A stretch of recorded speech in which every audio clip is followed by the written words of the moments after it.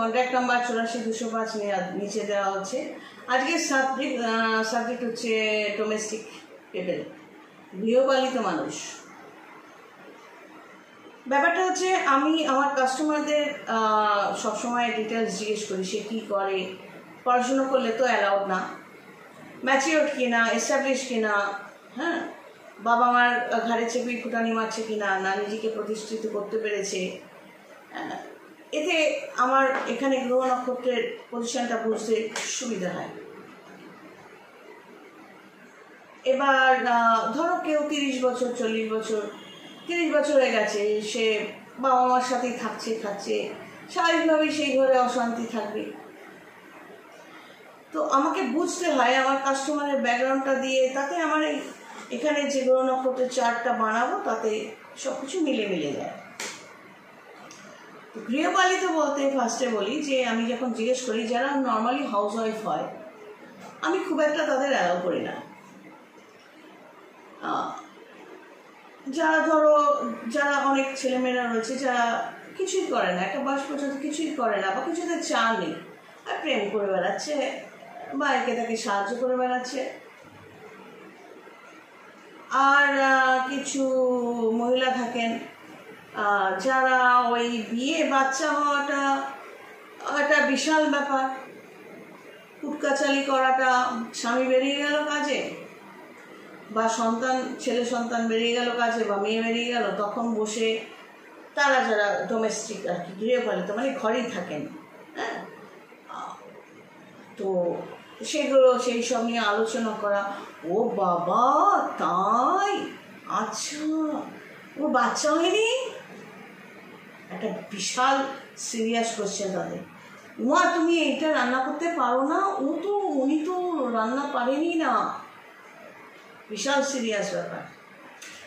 এই চলো জ্যোতিষী দেখে, তারপর খেয়ে ঘুমি, হ্যালো কি যেন নামটা, কর্ণশ্রী, আচ্ছা আমি না একটু হাতটা দেখাতাম,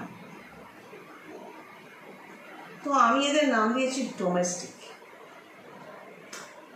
ডোমেস্টিক ওয়াইফ। কতটা ঠিক হবে জানি না, কিন্তু এদের কাজ হচ্ছে কোনো রকমে একটা বিয়ে করে ফেলা, কারণ খাই খরচাটা তো তুলতে হবে।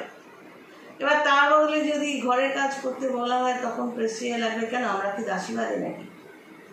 না, স্ট্যাটাসটা দেখতে হবে। যদি বিশাল কোটিপতি ঘরে কারোকে হাতে নেওয়া যায় তাহলে তো খাটতে হবে না। কিন্তু ব্যাপারটা হচ্ছে যখন মেয়ে অবস্থায় থাকে তখন চাহিদা ফার্স্ট থাকে আমার হাতে হাত ধরে ঘুরবে ছেলেটি, ঝাড়িতে যাবে, সিনেমায় যাবে, কিন্তু এইটা মগজে থাকে না যে ছেলে এগুলো করবে তার মানে সে ভালোভাবে এস্টাবলিশ নয়। আর যে ছেলে অলরেডি এস্টাবলিশ সে তোমার সাথে হাতে হাত ধরে ঝোপঝাড়ে যাওয়া বা সিনেমায় যাওয়া বা ঘন্টার পর ঘন্টা তোমার সাথে চ্যাটিং করা করতে পারবে না। তো এই চিন্তাধারাগুলো হলো ডোমেস্টিক চিন্তাধারা। তো এই যে জায়গাগুলো বুঝতে হবে, তো এই ধরনের মানুষগুলোকে আমি চট করে অ্যালাউ করি না। আমি সবসময় বলি মোস্ট এডুকেটেড পার্সন যদি কিছু জিজ্ঞাসাবাদ করে, কনসাল্ট করে, আমি তাদের পছন্দ করি। Domestic human, domestic wife, domestic child মানে গৃহপালিত যারা ঘরেই থাকে, ঘরেরই খাচ্ছে, ঘরেই চিল্লামিল্লি করছে, গায়ে কিচির করছে, কেন সবাই কোটিপতি নয়, কেন অভাব, তো এই জিনিসগুলো এবং এদের চেঁচামেচি করা, অসভ্যত করাটা তো ভীষণ রকম, কুটকাচালি করা, তল শয়তানি করা। আর ফার্স্ট যখন জ্যোতিষীর সামনে আসবে বা মানে কথা বলবে, আমি তো সামনে অ্যালাউ করা বন্ধই করে দিয়েছি। তো আগেও যখন করতাম রীতিমতো বিরক্ত হতাম, ওই ঘুরে ফিরে এক কাজ। আপনি বিয়ে করেছেন, তাহলে ভিডিও দেখে নিন, ও সময় নেই। ডোমেস্টিক ওমেন, আমি এর বেশি আশা করতেও পারি না তার থেকে। এখানে কোনো পার্ট, কিছু কিছু পার্ট খালি থাকে, ডালের বড়ি দিতে পারেন, সন্তানদের নেই, ওদের গণ্ডিটা এই কুটকাচালি আর এইসব তাদের স্বতঃস্ফূর্ত কমেন্ট। তারপর কিছুটা বয়স যখন হবে, স্বামী চলে যাবে বা স্বামীকে কবজা করতে পারবে না, সন্তান হাতের থেকে বেরিয়ে যাবে। সন্তান যদি বড় হয়ে ছেলে সন্তান বা মেয়ে সন্তান নিজেকে এস্টাবলিশ করতে পারে, তখন তারও তো এই ম্যাটারগুলো বিরক্ত লাগবে। তারা তখন এই ধরনের মা বা বাবা থেকে সরে যেতে চাইবে।